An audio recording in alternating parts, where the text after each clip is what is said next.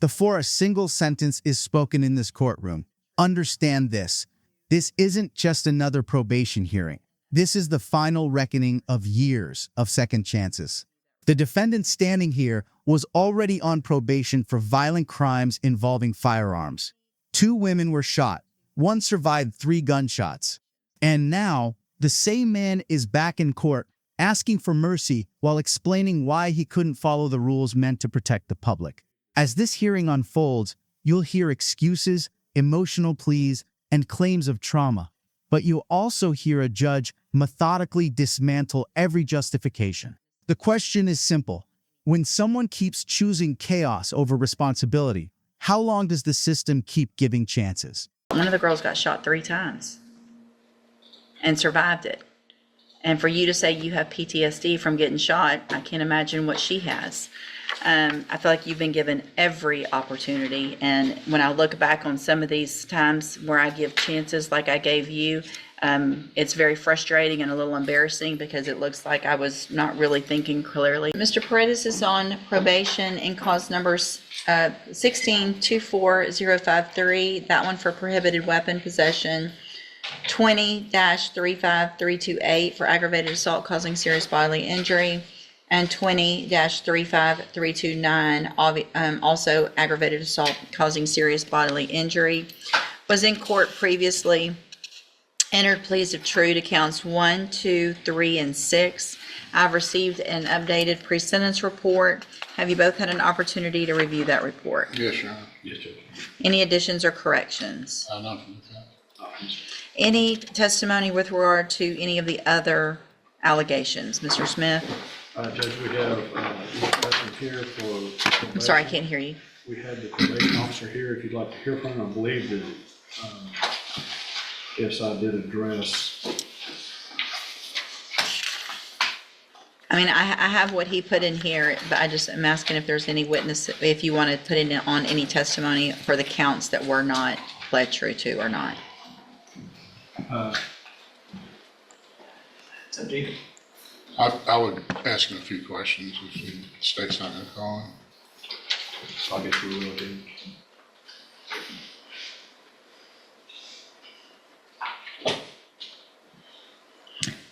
All right, Mr. Patton, if you'll please raise your right hand. Do you swear or affirm the testimony you're going to give in this hearing will be the truth, the whole truth, and nothing but the truth? I do. Thank you, sir. Go ahead. Mr. Paredes was ordered to perform community service, and has he completed all of that and provided verification to the probation department? He is not, no. And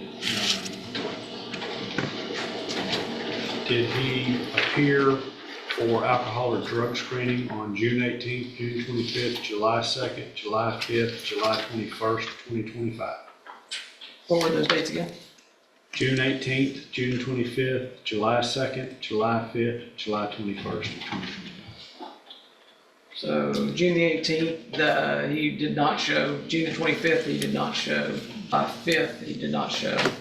And July 21st, he did not show. This is where probation violations stop being technical and start becoming serious. Multiple missed drug and alcohol screenings aren't paperwork errors. They're direct violations of court orders. Add to that unfinished community service and long gaps in compliance, and it paints a pattern, not a mistake. Probation is built on accountability, and the court is clearly establishing a record that this defendant had opportunities and repeatedly ignored them.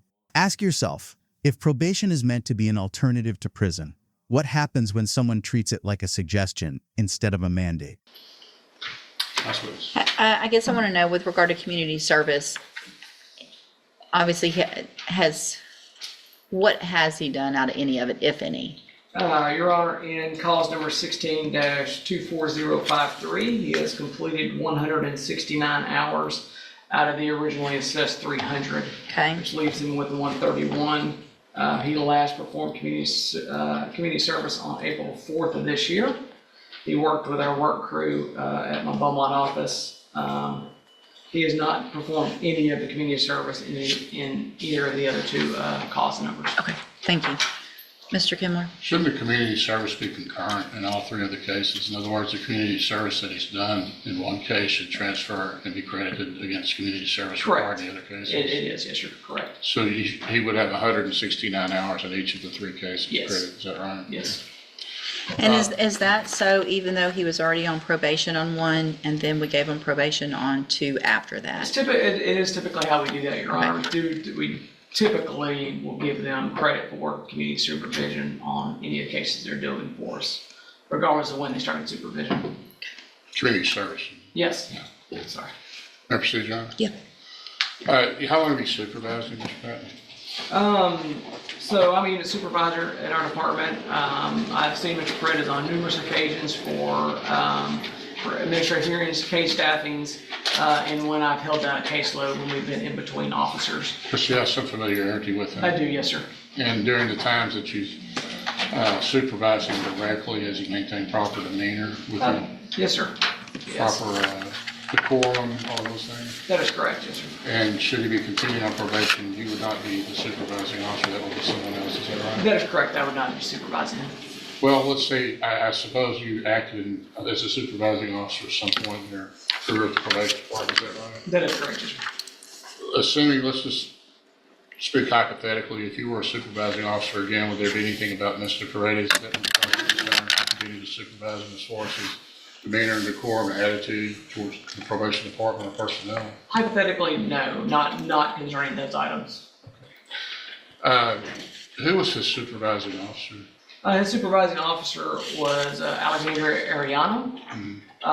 Ms. Ariano went out on maternity leave and elected to stay home with her child. And so we've since filled that vacancy with a new officer. Okay. But she was the one that was, I guess, directly supervising? That is correct, yes, sir. You had access to her records, is that right? I do, yes, sir.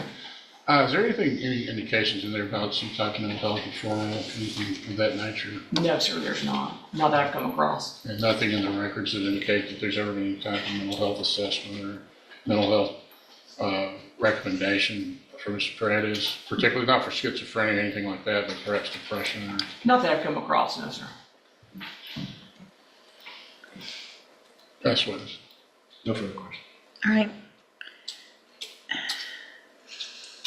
So, Mr. Paredes, it shows here in this updated pre-sentence report that one of the things you told Mr. Patton was that you had been on probation since you were 18 and you just couldn't do it anymore. Yes, ma'am. That's true. And then you said, I'll take a safe P. I feel like prison's going to make me worse and blah, blah, blah, but I feel safe P is the best thing for you. So tell me what you're asking for and tell me why. Well, at the time when I told him that I couldn't take probation anymore, that was one of the times where I was just feeling real down and depressed, from everything that's going on in the past, with me being shot and stuff like that. I was shot in my neck and my arm, so since then I've been having real bad PTSD, real bad depression, bipolarness. So, there's some days where I'm good, some days I'm not, some days I wake up on the wrong side of the bed from having nightmares, and some days I'm just as happy as I can be. So from that point on,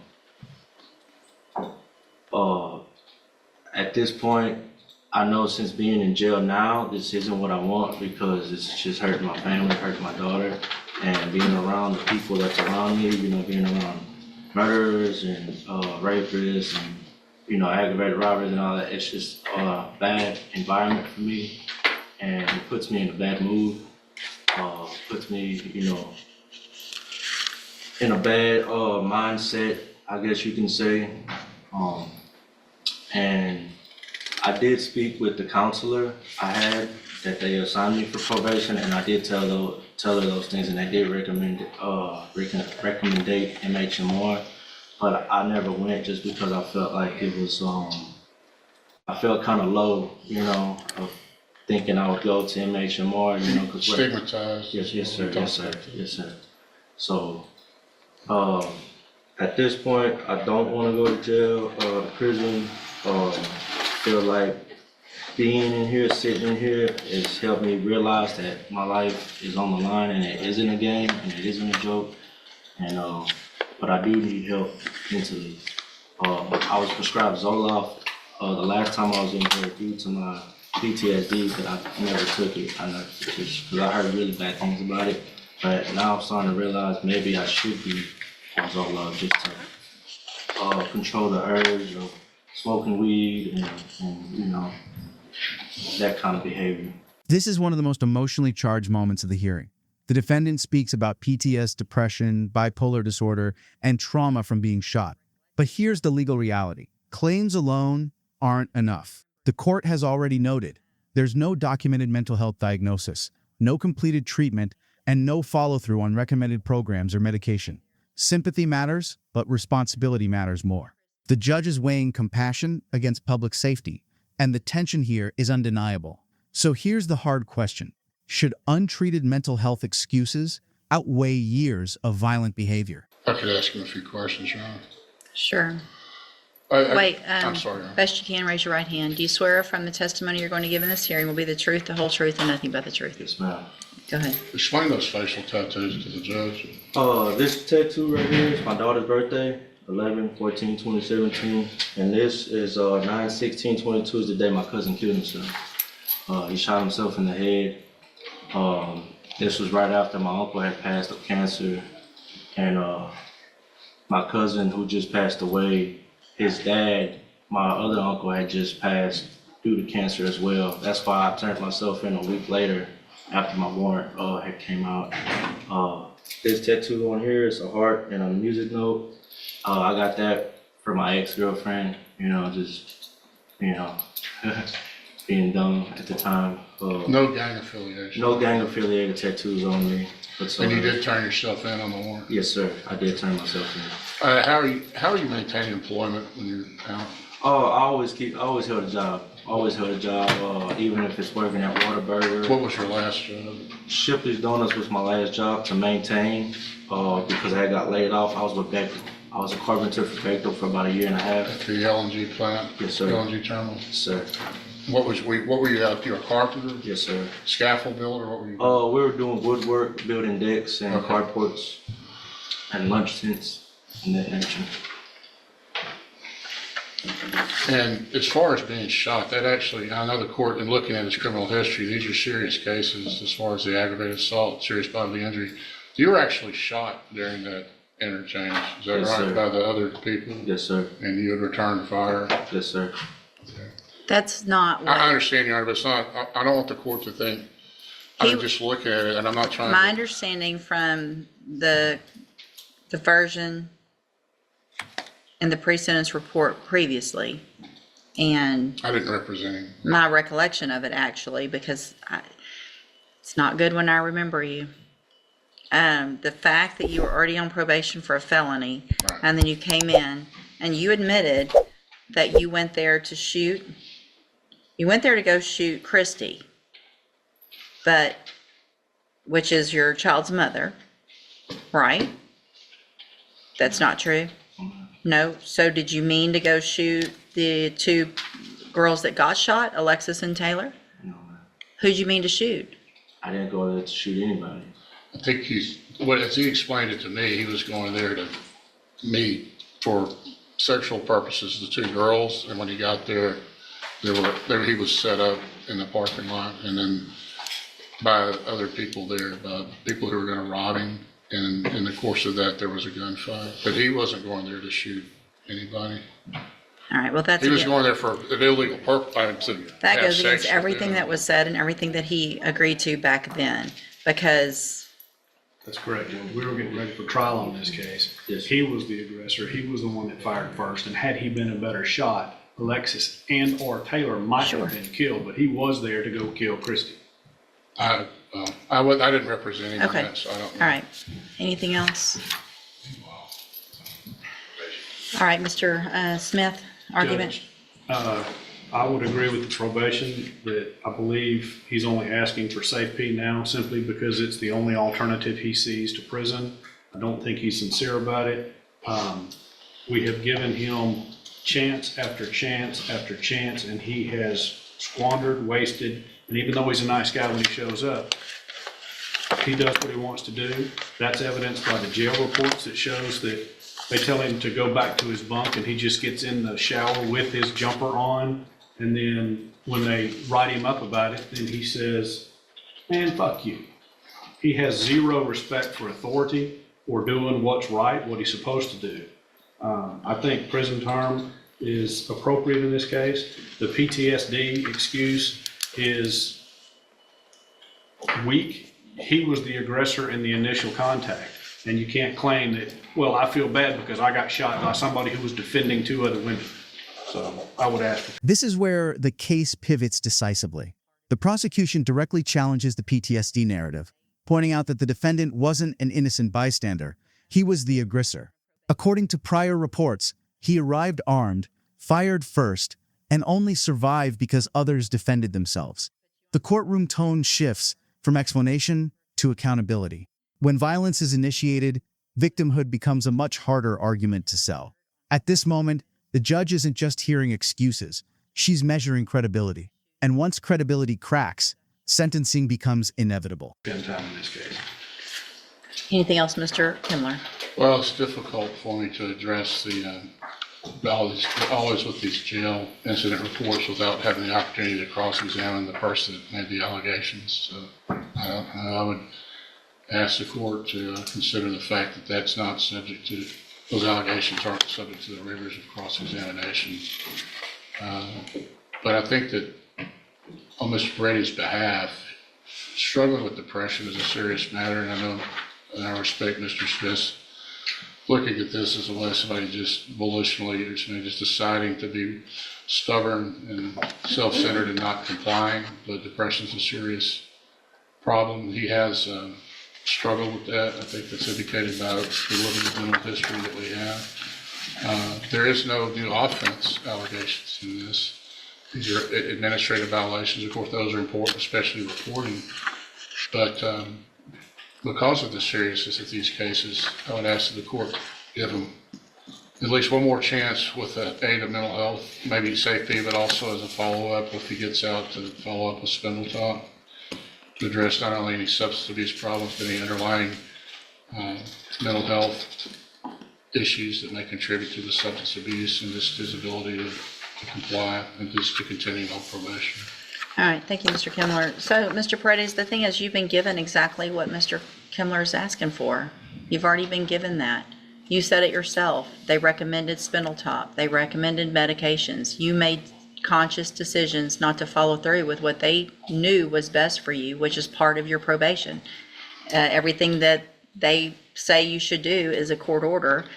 The fact that you are on a probation for possession of a prohibited weapon, like you said, from back when you were 18 years old, put you on a probation, 10-year deferred for that, November of 2016. Then we're back here, you're put on probation for 10 deferred on 2 aggravated assault causing serious bodily injuries in March of 2022 for shooting 2 girls. And you got shot in self-defense. And it appears that there's no real reason for me not to believe that that's how it happened for a number of reasons. No one else was charged with aggravated assault for shooting you. All the police reports, everything that went through in those pre-sentence reports previously that I have copies of, all makes it appear to be true that you went there to shoot either Christy and or whoever else.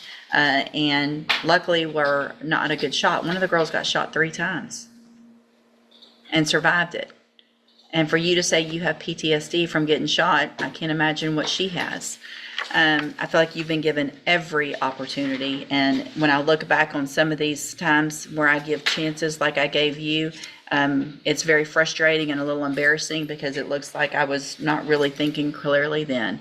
I understand that these are drug allegations. You've been given opportunities to get help. I mean, you've been on probation since 2016.